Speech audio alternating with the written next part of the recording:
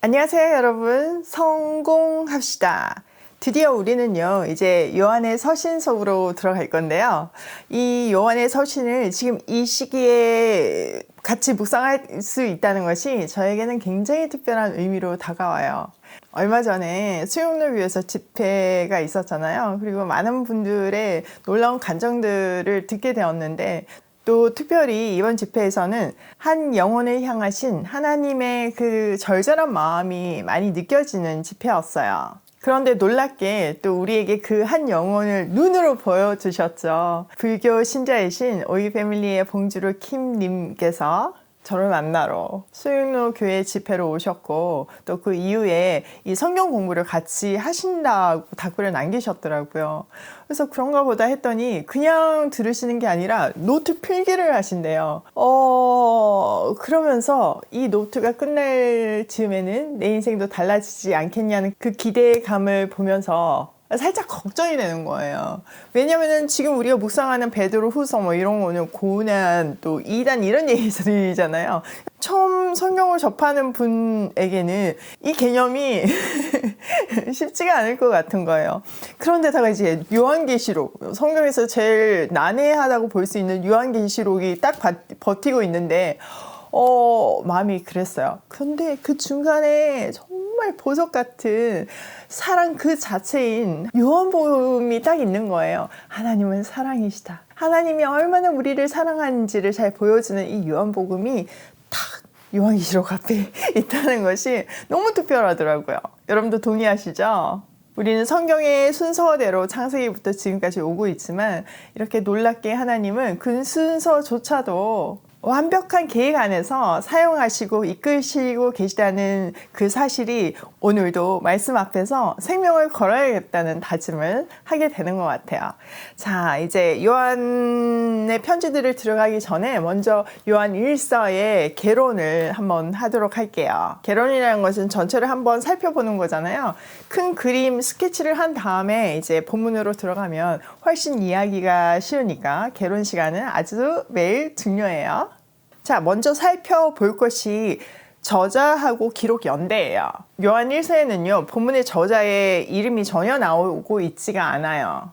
그러나 전통적으로 서신의 내용과 초대 교회들의 기록들을 통해서 이것은 사도 요한이 적었다고 말하고 있죠. 또 기록 연대는요, 사도 요한이 기록한 요한복음과 내용이 비슷한 점을 고려해서 요한복음이 AD 90년대에 기록되었다면 이 요한서신은 95년 이후 1세기 AD 100년쯤에 기록되었다고 추정하고 있어요. 자, 우리가 요한의 서신이라고 얘기하기 때문에 이건 서신서로 분류가 되지만, 요한 서신은요, 서신의 형태를 띠고 있지는 않아요. 또 기록 장소나 수신자들에 대한 언급이 전혀 없어요. 그러나 내용을 통해서 당시 세력을 확장하고 있었던, 이단의 가르침에 직면하고 있었던 그리스도인들을 위해서 쓰였다는 것을 추정할 수 있죠.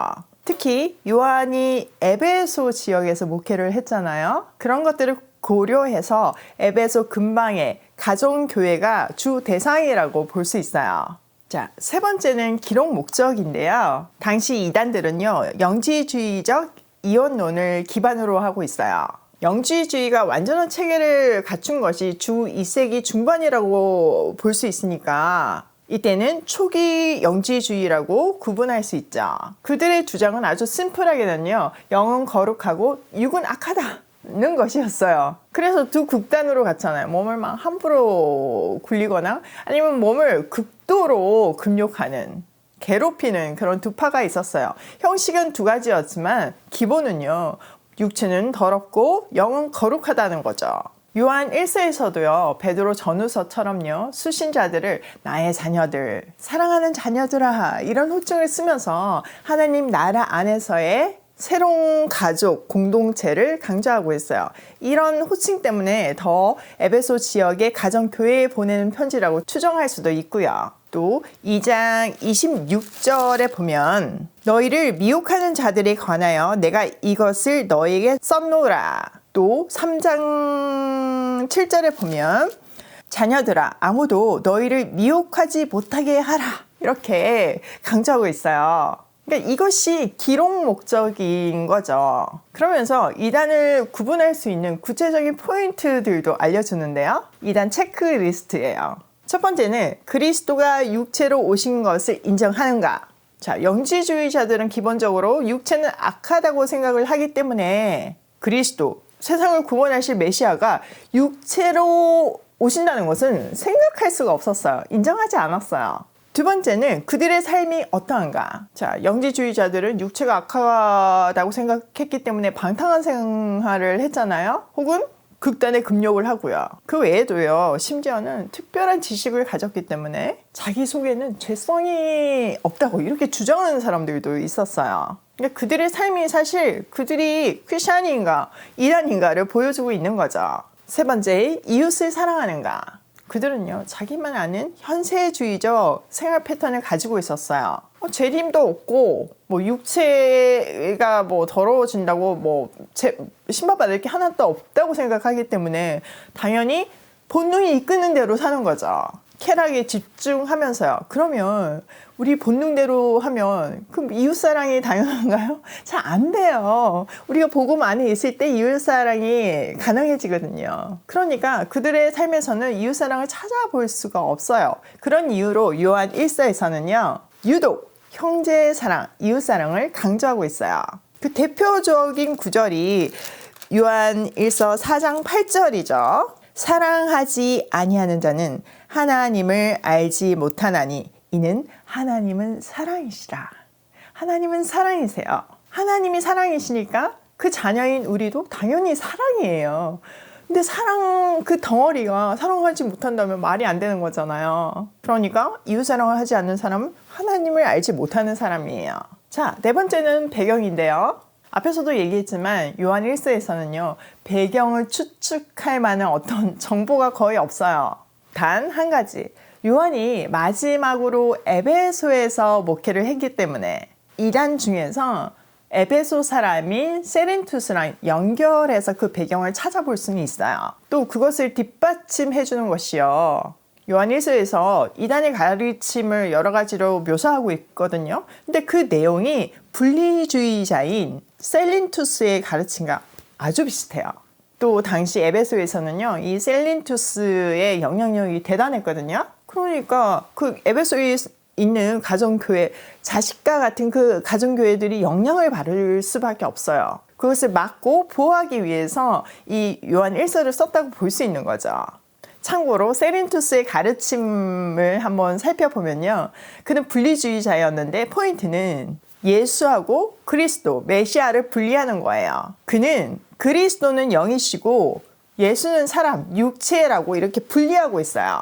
영인 그리스도가 육체인 그리스도를 통해서 역사했다고 주장을 하는 거죠. 그래서 예수님의 동정녀 탄생을 부인해요.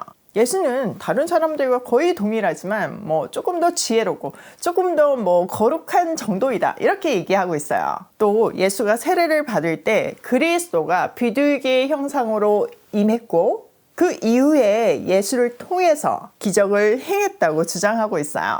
그러니까 예수님의 세례 받는 장면, 비둘기 모양의 성령이 임하는 장면 이런 거를 뽕짝 짬뽕 해가지고 끝은 다르게 하는 거잖아요. 그러니까 이단이라는 것은 시작은 같지만 끝이 다른 것을 이단이라고 하잖아요. 그러니까 완전 다른 스토리를 만들어냈어요. 그러다가 십자가 사건을 어떻게 해석했냐면요. 예수님이 십자가에서 못 박히시잖아요. 근데 그 죽음 직전에 그리스도가 떠나신 거예요. 그래서 예수는 홀로 남겨져가지고 십자가에서 처형을 당할 수밖에 없었다는 거죠. 이런 초기 영지주의 이단들의 이원론적인 주장을 배경에 두고 요한 1서를 읽으면 그 메시지가 더 선명하게 드러날 수 있어요. 요한 1서 너무 기대되시죠? 내일 이 시간에 만나요.